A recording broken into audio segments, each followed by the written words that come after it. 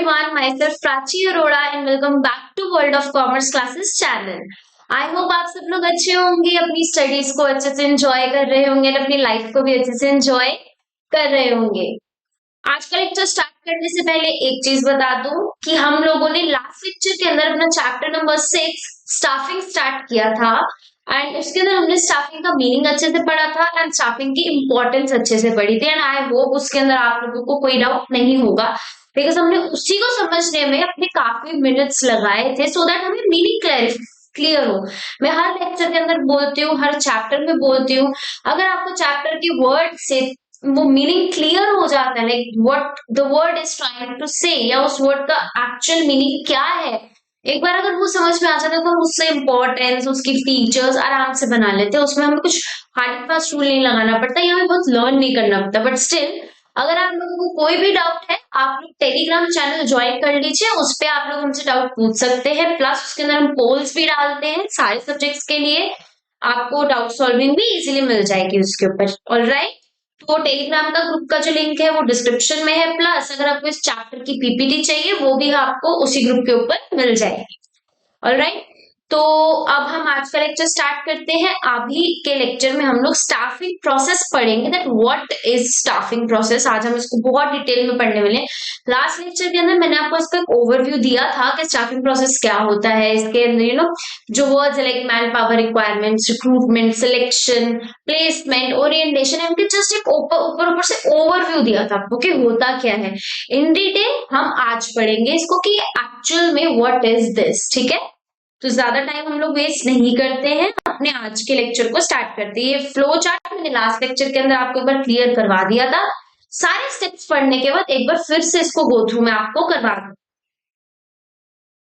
अब जैसा कि आप लोगों को पता है, मैं हर बार जितने भी प्रोसेस हमारे बिजनेस स्टडीज में आ रहे हैं, मैं आपको कोई ना कोई ट्रिक लगाकर उसका एक स्टोरी लाइन बनवाती हूँ। आज के टॉपिक में भी मैं बिल्कुल 100% ट्राई करूंगी कि इसके अंदर भी हम एक स्टोरी लाइन क्रिएट कर पाए सो दैट हम इसको इजीली लर्न कर पाए। ठीक है, पर पहला मोटिव हमारा क्या है कि हम इसको अच्छे से समझ लें। ठीक है, तो लेट्स स्टार्ट। तो फर्स्ट सबसे पहला, अभी हम क्या खोल के बैठे थे, जीजी गोलगप्पे की दुकान।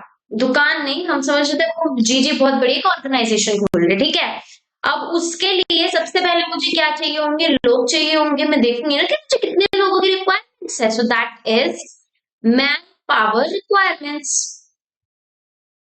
मैन पावर रिक्वायरमेंट कि मुझे कितने लोगों की जरूरत है। Under this we have to see how many people are needed for a job. मुझे कितने लोगों की जरूरत है अपना काम करवाने के लिए। What is the workload and how much workforce we are having. कितना हमारे पास काम है और कितने लोगों की कितने लोग हमारे पास है और कितने लोगों की हमें जरूरत है। फॉर एग्जाम्पल मुझे 100 बॉक्स बनाने हैं एंड फॉर दिस हर बंदा 10 बॉक्स ही बना सकता है, ईच पर्सन। एंड मेरे ये आ नहीं रहा है आपकी स्क्रीन पे, just a second, may be there is a glitch, एक आधे मिनट में ठीक हो जाएगा। ठीक है, सो 100 बॉक्स हर पर्सन, हमारे को टोटल 100 बॉक्स बनाने हैं, ये हमारा टारगेट है। एंड एक पर्सन 10 बॉक्स बना सकता है और हमारे पास है कितने लोग, वी आर हैविंग 5 पीपल। कितने लोग हैं हमारे पास, 5 लोग हैं हमारे पास। तो अगर 5 लोग हैं, एक बॉक्स सॉरी 10 बॉक्स एक पर्सन बनाएगा, तो 5 लोग कितने बॉक्स बना पाएंगे, 50 बॉक्सेस। भाई एक पर्सन ने 10 बनाए, एक पर्सन ने 10 बनाए, एक पर्सन ने 10 बनाए, एक पर्सन ने 10 बनाए, एक पर्सन ने 10 बनाए, टोटल कितने बनाए, 50 बॉक्स बना दिए। सो अगर मैं इसके हिसाब से बात करूं, दी लाइन क्या बोल रही है कि व्हाट इज द वर्कलोड, तो 100 बॉक्स बनाना हमारा क्या हो गया, 100 बॉक्स हमारा हो गया वर्कलोड, कि हमें इतना काम करना है। ठीक है, उसके बाद how much workforce we are having, in 100 box को बनाने के लिए कितने लोग हमारे पास ऑलरेडी है, 5 लोग। और अब हमें कितने लोगों की और जरूरत है, मोर 5 पीपल, हमें और 5 लोगों की जरूरत है। आई बात समझ में, काम कितना है, कितने लोग हमारे पास है और कितनी लोगों की हमें जरूरत है उस काम को निकलवाने के लिए। That is man power requirement. मेरी जीजी की दुकान है, मैंने जीजी की दुकान खोल दी है। मेरा काम, जीजी की दुकान में मैं कैसे बताऊं कि मुझे कितना वर्कलोड है। ये फिलहाल हम यहाँ पे यही समझते हैं कि मेरी एक ऑर्गेनाइजेशन है जहाँ पे हम बॉक्सेस बनाते हैं। वहाँ पे 100 बॉक्स हमारे को बनाने हैं। पता है मैं हर लेक्चर में ना आपको जीजी की दुकान से ये याद नहीं करा सकती प्रोसीजर, अदरवाइज आप हर प्रोसीजर में कंफ्यूज हो जाएंगे क्योंकि वहां पे गोलगप्पे, यहाँ पे गोलगप्पे। सुनो, अलग अलग एग्जाम्पल से करेंगे। सो मेरी ऑर्गेनाइजेशन है, हमें डब्बे बनाने हैं, 100 बॉक्सेस हमारे टारगेट है। उसको बनाने के लिए 5 लोग हमारे पास हैं, पर एक पर्सन 10 ही बना पाता है। तो 5 लोग 50 ही बना पाएंगे, बाकी 50 कौन बनाएगा? वो वर्कफोर्स का मतलब वो वर्कफोर्स हम लेकर आएंगे। तो मोर 5 पीपल हमें चाहिए। सो ये हो गया आपका फर्स्ट मैन पावर रिक्वायरमेंट। अब हम बढ़ेंगे अपने सेकेंड स्टेप कि भाई लोगों को हमें पता चल गया कि हमें कितने लोगों की जरूरत है। 5 लोगों की जरूरत है। अब हमें पता है 5 लोग चाहिए। अब क्या होगा? रिक्रूटमेंट होगी। रिक्रूटमेंट में क्या होगा? It is a process of searching for prospective employees and stimulating them to apply for jobs in the organization. This steps involves locating the potential candidate or determining the source of potential candidate. अब देखो, मुझे ये पता चल गया कि मुझे चाहिए 5 लोग, बट अब वो 5 लोग आएंगे कहाँ से? ऑब्वियसली मैं एडवर्टीजमेंट करूंगी या मैं लोगों को बेसिकली परसुएड करूंगी कि आप मेरी ऑर्गेनाइजेशन में अप्लाई करो काम करने के लिए, प्लीज हमारे पास आइए। मैं अब एक जॉब का पूल क्रिएट करूंगी, एक ऐसा पूल क्रिएट करूंगी जहां पर लोग अप्लाई कर पाएंगे, जहां पर मेरे को ज्यादा से ज्यादा मैक्सिमम लोग मिल पाएंगे। एंड उन्हीं में से फिर मैं सिलेक्शन करूंगी उन 5 लोगों का। तो सिलेक्शन तो बाद में, पहले लोग भी तो हो ना। So I create a pool of candidates जिसमें वो लोग अप्लाई करेंगे। ठीक है, तो बेसिकली मुझे क्या करना है? मुझे सामने वाले को कहना है, अरे तुम्हें जॉब चाहिए क्या? मेरी ऑर्गेनाइजेशन में आ जाओ ना। एक एग्जांपल है, ओके? ऐसा हम जाके बोलेंगे नहीं तुम्हें जॉब चाहिए मेरी ऑर्गेनाइजेशन, ऐसा नहीं होता है। हम प्रॉपरली इसको इम्प्लीमेंट करेंगे। बट कहने का मतलब क्या है कि अब हम सर्च करेंगे कि हमें कौन कौन से लोग चाहिए और अब हम उनको फाइनली परसुएट करेंगे, हम कोशिश करेंगे लोगों को इस तरीके से अपने आप को प्रेजेंट करेंगे कि लोग अप्लाई करें हमारी ऑर्गेनाइजेशन में जॉब के लिए या काम के लिए। This step involve locating the potential candidate. अब मुझे पोटेंशियल कैंडिडेट्स चाहिए। अब कैसे मिलेंगे? ऑब्वियसली मैं या तो कोई वो करूंगी, एडवर्टीजमेंट करूंगी। मैं नए एडवर्टीजमेंट हो गया, या मेरे पास ऑलरेडी एक ब्रांच में ज्यादा लोग हैं तो मैं वहां से यहाँ पर लेकर आऊंगी, उनका ट्रांसफर करूंगी। तो बेसिकली मुझे करना है, मुझे वो हम पता है रिक्रूटमेंट पे अगर मैं आपको दिखाने चलूँ ना, देखो लेट मी शो यू। ये तो हमारा प्रोसीजर है पूरा, ठीक है? ये देखो, ये रिक्रूटमेंट पे ना अभी आपका पूरा टॉपिक आने वाला है अच्छा खासा, कि सोर्सेस क्या है, अब इनके अंदर भी क्या क्या टाइप्स है। ये बहुत लेंदी टॉपिक है। तो फिलहाल आप ये समझो कि रिक्रूटमेंट क्या हो गया, मैं पूल क्रिएट कर रही हूँ जिसमें लोग मेरे पास अप्लाई करेंगे। I am trying to find people, जो लोग मेरे पास अब काम करने वाले हैं, को पोटेंशियल कैंडिडेट की नीड है। तो मैं चाहती हूँ कि लोग अब अप्लाई करें मेरी ऑर्गेनाइजेशन में। 5 लोग मुझे चाहिए, उसके लिए मैंने पूल क्रिएट कर दिया, फाइनली सारे पैतरे कर दिए, जिससे लोग अब मेरे को पता चलेगा कौन कौन से लोग मतलब अवेलेबल है यहाँ पे आने के लिए। ठीक है, ये भी हो गया। अब थर्ड नंबर पे क्या आता है हमारा? अब ये ध्यान से समझना, सिलेक्शन। भाई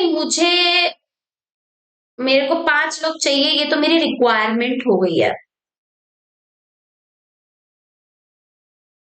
ठीक है, बट अब मेरे पास जरूरी नहीं कि मुझे 5 लोग चाहिए तो मेरे पास लोग भी 5 ही है। मेरे पास एप्लीकेशंस बहुत सारे लोगों की आ सकती है, 10 आ सकती है, 20 आ सकती है, 50 आ सकती है, 100 एप्लीकेशंस आ सकती है मेरी ऑर्गेनाइजेशन में काम करने के लिए।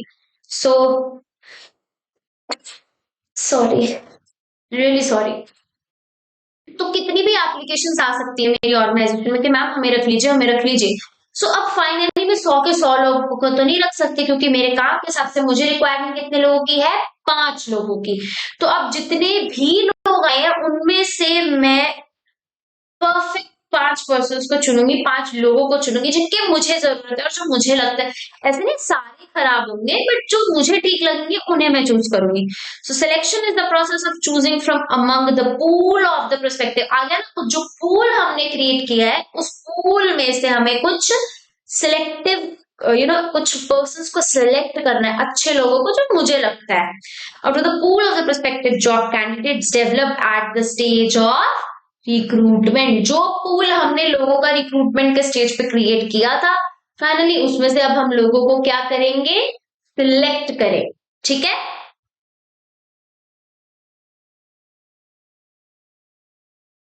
Okay. Selection is the process of choosing among the pool of prospective job candidates developed at the stage of recruitment. अब इसके क्या है, इसके दो इंपॉर्टेंट पर्पस है। क्या ऐसा, मतलब ऐसा क्या है कि यार आफ्टर ऑल सिलेक्शन की भी अपने आप में कोई तो इम्पोर्टेंस रहती होगी। अब हम सिलेक्शन कर रहे हैं, कोई तो चीज होगी ना। तो क्या वो चीजें सर्व करता है, it ensures that the organization gets the best among the well. मतलब जो 50 लोगों की एप्लीकेशन अगर मेरे पास आई है और उसमें से मुझे 5 चूज करने हैं, तो सिलेक्शन से मैं क्या कर रही हूँ, ऐसे जबरदस्ती 50 का 50 रखने पड़े। इससे मुझे ही अपॉर्चुनिटी मिल रही है कि जो मुझे बेस्ट लोग लगते हैं मैं उन्हीं को ही चूज कर रही हूँ अपनी ऑर्गेनाइजेशन के लिए। जबरदस्ती थोपा नहीं जा रहा है मेरे ऊपर। ठीक है, तो it ensures that the organization gets the best among available. Available तो 50 लोग है, बट 50 में 5 को चुनना इज बेस्ट फॉर मी, कि मैं उन्हीं 5 लोगों को चूज कर रही हूँ जो मुझे बेस्ट लगेगा, क्योंकि मेरी मर्जी, माय विश। ओके, तो ये हो गया। देन सेकंड क्या पर्पस सर्व करता है, it enhance the self esteem and Prestige of those selected candidates and conveys to them the seriousness with which the things are done in the organization। अब ये कोई समझा सकता है कि क्या कहना चाह रहा है? देखो, एक एग्जांपल लेकर चलते हैं, बढ़िया सा। अभी तक का क्या सिस्टम चलता है, अब हम यहाँ से अपना प्रोसेस को वो क्रिएट करेंगे। ओके, रिक्वायरमेंट आई है 5 पीपल, क्या हो गई मेरी रिक्वायरमेंट। इसके बाद मैंने पूल क्रिएट किया जहां पे मेरे पास कितनी रिक्वेस्ट आई, 50 एप्लीकेशंस आई मेरे पास। वैसे ना 50 बहुत ज्यादा ले रहे हैं, एक काम करते 20 ले लेते हैं, क्योंकि 50 के हिसाब से फिर आप लोग बहुत कंफ्यूज हो जाएंगे। देखो चलो, 20 एप्लीकेशन मेरे पास आई है। इसके बाद अभी मेरे को क्या करना है, आउट ऑफ दीज 20 मैंने किया 5 लोगों को सिलेक्ट। ये 5 लोग कौन होंगे, जो मेरे हिसाब से क्या होंगे, बेस्ट होंगे। किसके हिसाब से, मेरे हिसाब से। और ऑब्वियसली बेस्ट होंगे, ऐसे तो चूज कर नहीं सकते, दिमाग लगा कर ही तो चूज करा होगा ना हमने। So these are best. तो सिलेक्शन से मुझे क्या अपॉर्चुनिटी मिली कि मुझे बेस्ट के बेस्ट, मुझे 20 के 20 नहीं रखने पड़े, या जो 5 मुझे दे दिए गए हैं मुझे उनको नहीं रखना पड़ा, मैंने अपने हिसाब से चूज करे। एंड सेकेंड, जो ये 5 लोगों को मैंने चूज करा, क्या या ऐसे खाली मस्ती में बैठेंगे आके कि हमें तो चूज कर लिया गया, हमारा क्या है, हमारे ऊपर तो कोई ऑब्लिगेशन ही नहीं बनती, ऐसा कुछ नहीं। अगर मैं 20 में से 5 लोगों को चूज कर रही हूँ, तो ये उनके लिए अपने आप में उपलब्धि है कि भाई हमें 20 लोगों में से चुना गया है, 5 लोगों को चुना गया है, तो हमारी ड्यूटी है जिस काम के लिए हमें चुना गया है हम उस काम को सीरियसली करें, दैट इज डब्बे बनाए। ये हमारा एग्जाम्पल चल रहा है। बट हम जब एक्चुअल में ऑफिशियल लाइन में जाते हैं ना, तो ऐसा होता है 2-2 लोगों की वैकेंसी होती है, अप्लाई करने वाले 50-100 लोग होते हैं, उनमें से 2 लोगों को चूज करना उन लोगों के लिए उपलब्धि है कि हम इतनी अच्छी फर्म में लग गए हैं, रिलायंस, टाटा, इनमें जाना आसान नहीं है। जो एक पर्सन या 2 लोग उसके अंदर जा रहे हैं आउट ऑफ दोज 100, उनके लिए क्या उपलब्धि है। और ये उनकी ड्यूटी बनती है कि अगर उनको इतने लोगों में से चुना गया है, तो वो लोग अपना 100% अपने काम को दे, सीरियसनेस दे अपनी, प्लस उनके अंदर मोटिवेशन तो आएगी कि रिलायंस में काम कर रहा है अपन तो मस्त है एकदम। 20-100 लोगों में से चुना गया है, मुझे 100 लोगों में से अकेला मैं चुना गया हूँ, तो अपने आप में उनमें क्या आएगी, मोटिवेशन आएगी कि मुझे चुना गया है, मेरे अंदर कोई कैपेबिलिटी है, I have to give my 100%। So this is what this line says, कि उनकी सेल्फ एस्टीम बढ़ती है, प्रेस्टीज बढ़ती है, और उनके अंदर सीरियसनेस आती है कि हम अपने काम को अच्छे से दें और अपने ऑर्गेनाइजेशन को 100%। तो सिलेक्शन भी हमने यहाँ पर कर लिया। फाइनली अब मैंने 5 लोगों को क्या कर लिया है, चूज कर लिया है। अब नेक्स्ट क्या आएगा, नेक्स्ट आ गया प्लेसमेंट एंड ओरिएंटेशन। मैंने लास्ट लेक्चर में आपको बताया था कि प्लेसमेंट क्या होता है, ओरिएंटेशन क्या होता है, पढ़ लेते हैं यहाँ पे। चलो, placement means to join the post for which he और she has been selected. Basic word क्या आया यहाँ पे, ज्वाइन। अब फाइनली जो उन 5 लोगों को चूज किया गया वो क्या करेंगे, ज्वाइन करेंगे आके। मैंने कहा आप कल से आ जाना, आपकी कल से ज्वाइनिंग है। अब वो लोग कल से मेरे पास काम करने आ रहे हैं, दैट इज व्हाट प्लेसमेंट, उन्होंने ज्वाइन कर लिया। बट ओरिएंटेशन क्या है, क्या सिर्फ ज्वाइन करना काफी है या उन लोगों को उनके काम से इंट्रोड्यूस कराना भी जरूरी है, इंट्रोड्यूस कराना भी जरूरी है। So that is orientation. Orientation, employee is given a brief presentation about the company and is introduced to his superiors, subordinates and colleagues.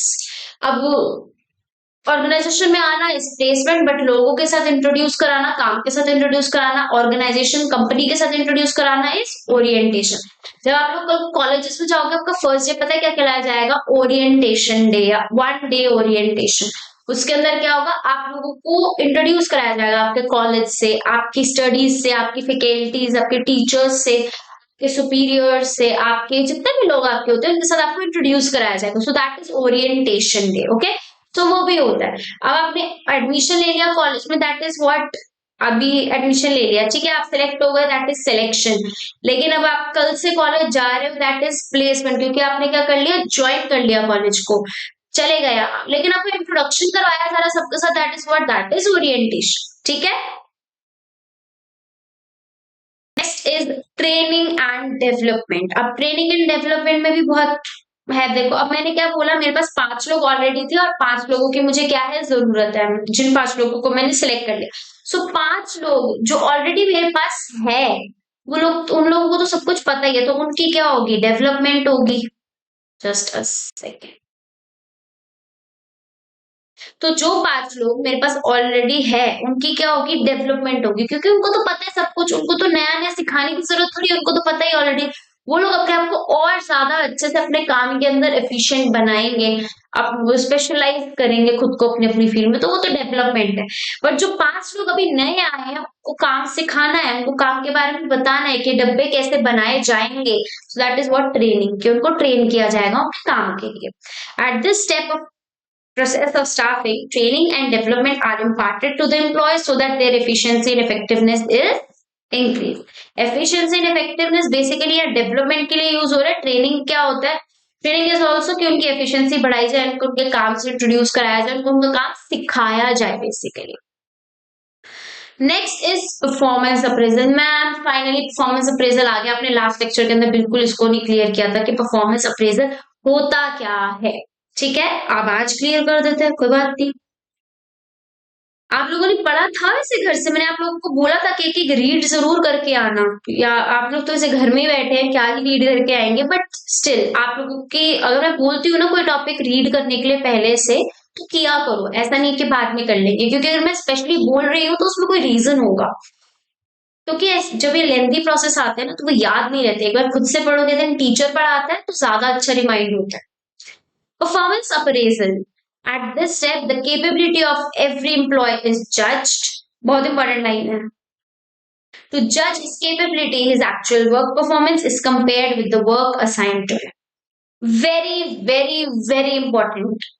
इस पॉइंट को सबसे ज्यादा इंपॉर्टेंट मार्क करो। Very important. आप पेपर में अगर डायरेक्ट पूछा भूल जाओगे कि क्या। देखो, मैंने ट्रेनिंग भी दे दी लोगों को, डेवलपमेंट भी दे दी, अब फाइनली वो लोग काम कर रहे हैं। एक बंदा कितने बॉक्स डब्बे बना सकता है, 10 बॉक्स। ये क्या है, उनका काम है कि 10 बॉक्स एक पर्सन बना सकता है। अब सबको बनाना आ गया कि कैसे बॉक्सेस कैसे बनानी है, नाउ एवरीबॉडी नोस कि कैसे बनाना है। अब इस स्टेज पे मैं क्या करूंगी, ट्रेनिंग डेवलपमेंट। अब मैं क्या खाली बैठ जाऊंगी एज अ ओनर, नहीं। अब मेरा मतलब क्या, अब जो उनमें से भी बेस्ट, अब बस 10 लोग हो गए, अब उन 10 में से भी जो बेस्ट होंगे, ऑब्वियसली बात है मुझे उन्हें रिवॉर्ड्स भी देने हैं कल को, इन फ्यूचर उनको प्रमोशन भी देनी है। अगर वो बहुत अच्छा काम पे खरे उतर रहे तो उनको प्रमोशन भी देनी है। अब मेरा काम क्या बनता है, मैं उनमें से खरे सोना खरा हीरा ये चुनूंगी, लेकिन उससे पहले मुझे क्या करना, कैसे करूंगी, उनकी कैपेबिलिटी देख करके उनमें से कौन से ऐसे लोग हैं जो बहुत ही बढ़िया काम कर रहे हैं। सो यहाँ पे मैं क्या करूंगी, कैपेबिलिटी जज करूंगी लोगों की कि कितना कैपेबल है, कितनी अच्छा काम बंदा कर रहा है। बट ये कैसे जज होगा, जितना काम मैंने उसको दिया और कितना काम वो बंदा कर रहा है, ऐसे। लेकिन अगर वो 10 बॉक्स बना सकता है बट वो बना 5 बॉक्स रहा है, तो क्या मैं उसे चूज करूं, नो, इतना नहीं, इसको कैसे प्रमोट कर दे? वही एक बंदा 10 बॉक्स बना सकता है, लेकिन बना कितने रहा है? वो 7 बॉक्स सोचा जा सकता है। वहीं 10 बनाने हैं, बट एक बंदा 10 के 10 ही बना रहा है। किया जा सकता है, डेफिनेटली किया जा सकता है। उसके अंदर कैपेबिलिटी है, डेफिनेटली है। डेडिकेशन है काम को लेके, डेफिनेटली है। 10 बनाने हैं, 12 बना रहे हैं। Wow, unbelievable. ऑब्वियसली इस बंदे को भी करना चाहिए। कैपेबिलिटी 100%, काम टॉप नॉच। ऑब्वियसली इसको भी मैं आगे इन फ्यूचर सोच सकती हूँ कुछ रिवॉर्ड देने के लिए या कोई प्रमोशन वगैरह के लिए। सो परफॉर्मेंस अप्रेजल में क्या है? परफॉर्मेंस को चेक करना, बंदे की कैपेबिलिटी को चेक करना कि वो काम कैसा कर रहा है, कितना बढ़िया कर रहा है, सो दैट आप मुझे मेरी, अब देखो आप जब नई नई क्लास में एंटर करते हो ना, 11 से 12 में आए न्यू टीचर्स होंगे, नए टीचर्स लगे आपको सब्जेक्ट वाइज, एंड आप, अब आपको हर टीचर नहीं जानता। अब वो थोड़े दिनों में आपकी कैपेबिलिटी देखेगा। जो उसको बढ़िया बढ़िया बच्चे लगेंगे ना, वो उसके फिर माइंड में रह जाएंगे कि ये इंटेलिजेंट है, ये सुमन इंटेलिजेंट है, रिया इंटेलिजेंट है, अभिषेक इंटेलिजेंट है, आयुष इंटेलिजेंट है। ऐसे देखा जाएगा कि ये लोग बढ़िया है। तो कैसे कैपेबिलिटी देखेगी वो टीचर उनकी कि ये इंटेलिजेंट है, अपने काम को सीरियस लेते हैं, होमवर्क अच्छे से करके लाते हैं, हर काम इनका टॉप नॉच है। तो वो ऐसे परफॉर्मेंस देखेगी उन लोगों की, ठीक है। सो नेक्स्ट पॉइंट पे आते हैं। अब हमारा भाई, अब हमने अपने खरे सोने चुन लिए अपने ऑर्गेनाइजेशन के कि ये हमारे ऑर्गेनाइजेशन के खरे सोने। Now promotion and career planning. What is promotion and career planning? देख लेते हैं। प्रमोशन तो पता चल रहा है, जो खरे सोने हैं उनको प्रमोशन दे दी जाएगी। ऑब्वियसली अगर वो इतना अच्छा काम करेंगे, उनको मैं बेटर काम दूंगी, उनको प्रमोट करूंगी। Under this step of staffing, employees get promoted to higher post on the basis of their capability. जैसा काम कैपेबिलिटी थी उसके हिसाब से उनको प्रमोशन मिल जाएगा। Eighth is compensation. Now this is also very important point. Promote भी कर दिया, अब मैं उन लोगों के लिए और क्या कर सकती हूँ? टेल मी, मैं और क्या कर सकती हूँ उन लोगों के लिए जिससे उनको और अच्छा लगे, और ज्यादा वो लोग डेडिकेशन से काम करें? Any idea? Obviously ma'am, bonus दें आप उनको, उनको अच्छे अच्छे रिवॉर्ड्स दें, उसी के बारे में आप पढ़ेंगे। This type of staffing involves fixing the compensation of an employee for his contribution to the organization. Compensation refers to all forms of day and rewards going to employee. इसके लिए फिक्स कर देना, अगर इसने इतना अच्छा काम किया तो इसको इतना एक्स्ट्रा मिलेगा, या फिर कॉम्पनसेट करना उसको उसका काम के लिए। जो बहुत ही तगड़ा बढ़िया टॉप नॉच काम कर रहा है उसको क्या करना, उसको रिवॉर्ड्स देना, उसको बढ़िया बढ़िया बोनस देना, उसको अच्छे अच्छे, बेसिकली उसको खुश करना, वो भी अपने काम से खुश रहे। मैं खुश हूँ, उसको भी खुश होगा, उसको रिवॉर्ड दो। रिवॉर्ड यानी ट्रॉफी पकड़ा दी जाती है, कभी कभी चलती है ट्रॉफी, जैसे जैसे मॉनिटरी बेनिफिट्स आप उसको दो, मॉनिटरी रिवॉर्ड्स दो, हॉलीडे रिवॉर्ड्स दो, और ट्रैवलिंग रिवॉर्ड्स दो, इस टाइप के रिवॉर्ड्स दो तो बंदा खुश रहता है। ये हो गया। Then direct financial payments are of two types. देखो फाइनेंशियल पेमेंट्स के रूप में दोगे तो बंदा ज्यादा खुश रहेगा। अभी इसमें भी कॉम्पनसेशन में अगर हम बात करें ना, तो उसके फाइनेंशियल पेमेंट्स के दो टाइप्स आते हैं यहाँ पे, time based and performance based. क्या क्या हो गया? टाइम बेस्ड हो गया, परफॉर्मेंस बेस्ड हो गया। अब टाइम बेस्ड परफॉर्मेंस बेस्ड क्या होता है? A time-based plan means salary and wages are paid either daily, weekly, monthly और annually। मतलब टाइम के हिसाब से डेली भी दिए जा सकती है आपकी सैलरी, वीकली भी दे सकते हैं, मंथली भी दे सकते हैं, एनुअली भी दे सकते हैं। कैसे? टाइम के हिसाब से, टाइम डे डेट वाइज दिया जाता है। एंड परफॉर्मेंस बेस्ड मतलब ऑब्वियसली जैसा आप पीस वर्क 10 डब्बों, एक डब्बे के ऊपर आपको 10 रुपए मिलेंगे, तो आप टोटल दिन में आपको 10 डब्बे बनाने हैं तो 100 रुपए मिलेंगे। लेकिन अगर आपने 10 डब्बों से एक भी डब्बा एक्स्ट्रा बनाया तो सीधा वो 10-20 रुपीज हो जाए। मैंने पीस वेज समझाया था आपको लास्ट कुछ लेक्चर्स में, आई गेस फर्स्ट या सेकेंड लेक्चर में मैंने आपको पीस वर्क के बारे में बताया था। इसमें क्या होता है, आपको पीस के हिसाब से मिलते हैं। लाइक अगर आप ये ब्रेसलेट आप एक ब्रेसलेट बनाओ आपको 10 रुपीज मिलेंगे, एंड आपको डेली के 10 ब्रेसलेट बनाने हैं। तो अगर आप देखो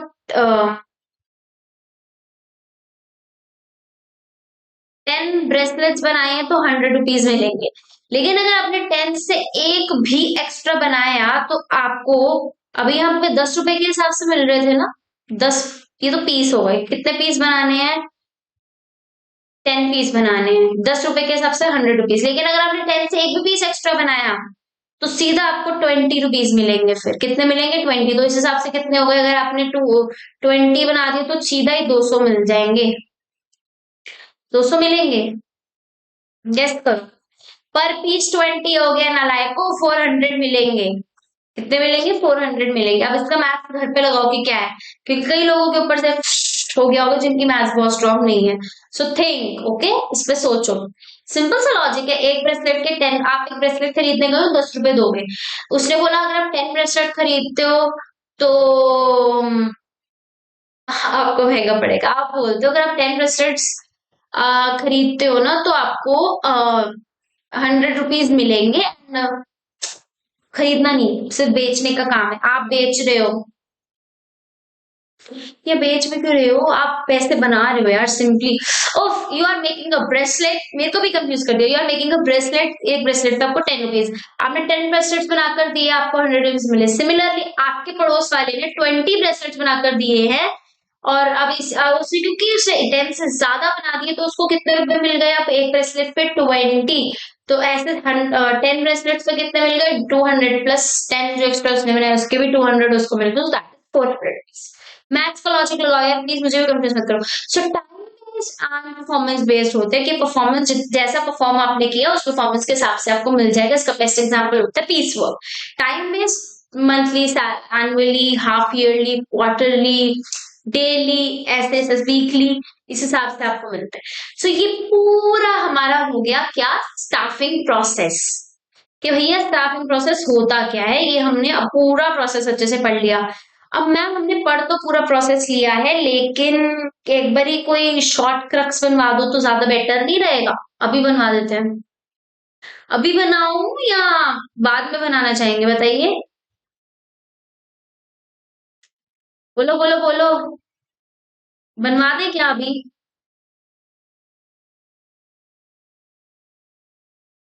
चलो फिर अभी बनवा लेते हैं। चलो देखो, अभी फिलहाल मैं ये होप कर रही हूँ आप लोगों से कि आप लोगों को ये समझ तो अच्छे से आ चुका होगा कि हमने इसमें पढ़ा क्या है। कोई डाउट नहीं होगा किसी भी पॉइंट पे।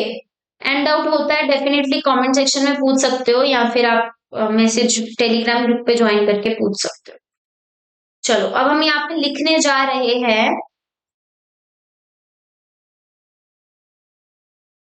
क्रक्स।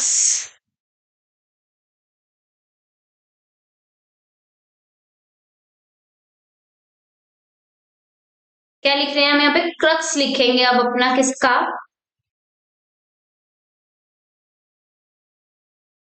स्टाफिंग प्रोसेस का। ये शो क्यों नहीं हो रहा है आप लोगों को? फिर से सेम प्रॉब्लम आ गया है। आ गया, ऊपर लिख रही हूँ मैं थोड़ा सा। या क्या लिख रहे हैं हम? स्टाफिंग प्रोसेस का क्रक्स लिखने वाले हैं। देखो,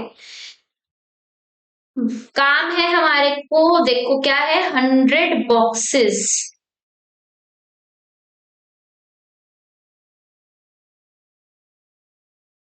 जिसके लिए 5 ऑलरेडी है, 5 की हमें रिक्वायरमेंट है। चलो देखो, यहाँ अगर मैं आप लोगों को बॉक्सेस की जगह एक और बढ़िया एग्जांपल लेके चलूं तो बढ़िया चलेगा ना? चलो एक काम करते हैं, 100 बॉक्सेस हटाते हैं। इतना बढ़िया एग्जांपल लेंगे ना, मजा आ जाएगा आप लोगों को। ठीक है, क्रक्स लिखते हैं यहाँ पे हम। स्टाफिंग प्रोसेस चलो गई। आपको लेना है SRCC में एडमिशन। वाह मैम, क्या कह दिया, 12th के बाद तो सभी का सपना है SRCC में जाने का। ओके, SRCC में लेना है एडमिशन एंड वैकेंसी कितने लोगों की है? 10 लोगों की। सिर्फ 10 बच्चे चूज किए जाएंगे, दैट्स इट। अब यहाँ पर SRCC के पर्सपेक्टिव से देखते हैं। सबसे पहले तो SRCC को रिक्वायरमेंट कितनी है? 10 स्टूडेंट्स की। सो that is what? Man power requirement. That is what? Man power requirement, कि उसको कितने लोग चाहिए? 10 स्टूडेंट्स की उसको रिक्वायरमेंट है। अब वो क्या करेगी, पूल क्रिएट करेगी। कैसे, अपनी वेबसाइट पे डालेगी, एडवर्टाइजमेंट करेगी। सो पूल क्रिएट करना, this is what recruitment. Third number पे उस पे एप्लीकेशंस तो बहुत सारी आई, आ गई 100 बच्चे, 100 स्टूडेंट्स की एप्लीकेशन आ गई। बट कितनों को चूज करना है, उसने कितने चूज करे हैं, 10 स्टूडेंट्स उसने क्या करे हैं, चूज करे हैं। तो यहाँ पे हो गया सिलेक्शन। अभी 100 की एप्लीकेशन है ना, 10 तो उपलब्धि है, सबसे बेस्ट चूज। अब यहाँ पे लिखवा ही दूं क्या, चलो ये ऐसे लिखो, ये 10 स्टूडेंट्स जो चूज करे हैं उसने बेस्ट स्टूडेंट्स को चूज करा है, प्लस उनके लिए अपने आप में मोटिवेशन है, उपलब्धि है।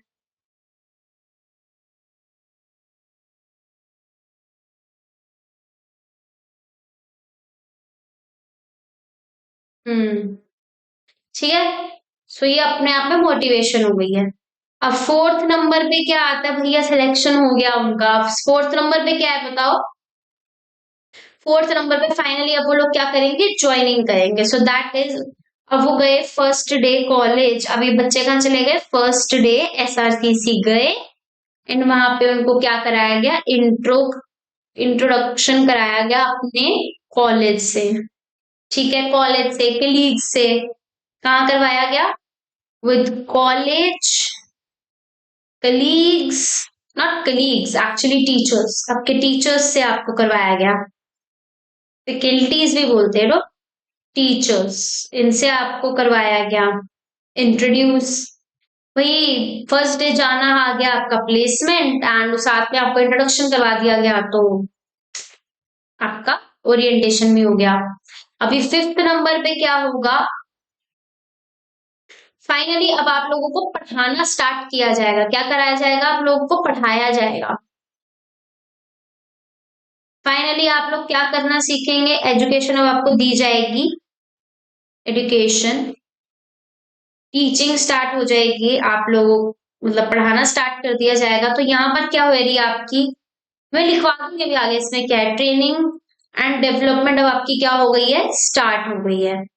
आपकी ट्रेनिंग एंड डेवलपमेंट आप लोगों को दे दी गई है। अब इसके बाद क्या होना है, वही ट्रेनिंग भी दे दी, अब बच्चे समझदार हो गए हैं अच्छे खासे। अब यहाँ पर मैम टीचर चुनेगी अपने फेवरेट बच्चों को, ये तो हर जगह होता है, फेवरेट स्टूडेंट्स चूज किए जाएंगे यहाँ पर। तो यहाँ पर क्या होगा, परफॉर्मेंस अप्रेजल होगा, कैसे आपकी परफॉर्मेंस को देखा जाएगा और टीचर उस हिसाब से अपने फेवरेट स्टूडेंट्स बना लेगी। मैम यहाँ तो वैसे बच्चे बटरिंग से भी हो जाते हैं, ठीक है, सो ओके।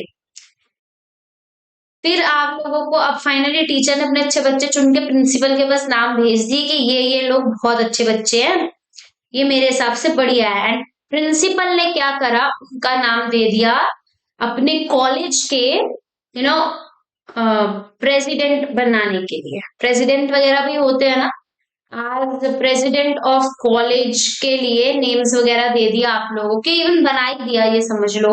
मैं वो DU SU इन सब की बात नहीं कर रही, मैं नॉर्मल एक बात कर रही हूँ कि नॉर्मल आपका प्राइवेट आपका जो कॉलेज है उसके लिए एज अ प्रेसिडेंट आपका नाम दे दिया गया। फाइनली अब आप लोगों ने एज अ अपने अपने जो भी बहुत अच्छे अच्छे परफॉर्मर्स रहे, अब आपका कॉलेज के 3 साल खत्म हो गए, बहुत अच्छा रहा, एंड अब आपको क्या दिए जाएंगे, रिवॉर्ड्स दिए जाएंगे आपकी बेस्ट परफॉर्मेंस के। दैट्स इट, खत्म जर्नी यहीं पे आप लोगों की। कॉलेज गए, कॉलेज में टाइम बिताया, 3 साल फिनिश। एंड यही होता है ऑनेस्टली मैं बताऊं तो, फेवरेट स्टूडेंट्स वगैरह का कॉलेज में इतना चलो नहीं होगा, बट एक्चुअल में यही होने वाला। तो एक बार मैं इनके आगे आपको ये भी लिखवा देती हूँ कि ये पॉइंटर्स क्या है, ये प्रॉपर क्रक्स मैंने लिखवा दिया आप लोगों को यहाँ पर कि कैसे होगा स्टाफिंग प्रोसेस याद। अब देखो, चलो, रजिस्ट्रेशन करवा, रिक्वायरमेंट कितने लोगों की है, 10 स्टूडेंट्स की। This is what, this is man power requirement. Pool create करना इज रिक्रूटमेंट, ठीक है। क्या हो रहा है, एसआरसीसी में आप लोग एडमिशन लेने जा रहे हैं, एसआरसीसी को 10 बच्चों की जरूरत है, ये उसकी रिक्वायरमेंट है। उसने एक एडवर्टीजमेंट वगैरह करके पूल क्रिएट कर दिया बच्चों के लिए, जहां पे बच्चे अप्लाई करेंगे। उसके बाद 100 स्टूडेंट की एप्लीकेशन आई, लेकिन 10 बच्चों को ही सिलेक्ट करना था, तो दिस इज व्हाट सिलेक्शन, इससे एसआरसीसी को क्या फायदा हुआ, एसआरसीसी ने बेस्ट बच्चों को चुना और उन बच्चों के लिए अपने आप में ये उपलब्धि है, मोटिवेशन है। देन फोर्थ नंबर पे आपका क्या आ गया, फाइनली अब आप फर्स्ट डे क्या चले गए, कॉलेज में चले गए एंड आपका वहां पे जाकर इंट्रोडक्शन करवाया जा रहा है। तो प्लेसमेंट एंड ओरिएंटेशन, प्लेसमेंट मतलब ज्वाइनिंग एंड इंट्रोड्यूस कराना आपको हर बंदे से, सुपीरियर सबॉर्डिनेट्स हर चीज से, दैट इज ओरिएंटेशन। फिर उसके बाद फाइनली आपको आपकी टीचिंग मिल रही है, आपको पढ़ाया जा रहा है, सिखाया जा रहा है, that is what your training and development, training and development. फिर फाइनली टीचर ने अपने कुछ सब कुछ खत्म हो गया, टीचर अपने फेवरेट बच्चों को चुन लेती है एज अ मॉनिटर बनाने के लिए किसका नाम दिया जाए। तो फिर टीचर ने अपने फेवरेट बच्चों को चुन लिया, that is what, that is performance appraisal. और ये कैसे किया जाएगा, आप लोगों की परफॉर्मेंस को देखते हुए तो आपको टीचर मॉनिटर बनाएगी ना।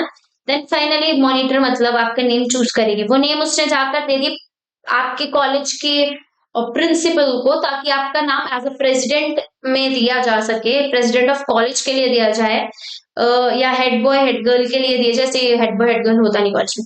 सो दिस इज व्हाट, नाम दे दिए गए हैं, दिस इज व्हाट प्रमोशन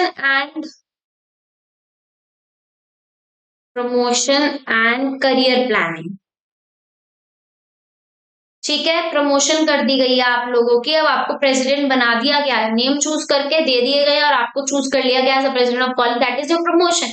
3 साल खत्म कॉलेज के और अब आपको फाइनली रिवॉर्ड्स वगैरह दिए जा रहे हैं, that is what, that is compensation.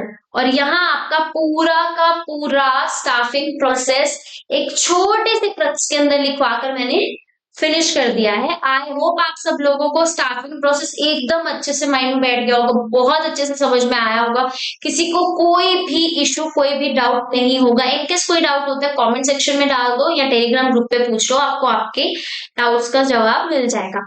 I hope आपको आज की क्लास में बहुत मजा आया होगा, स्टाफिंग प्रोसेस को समझने में बहुत मजा आया होगा। So this is Prachi Arora signing off. See you in the next class and don't forget to follow World of Commerce Classes channel. Bye.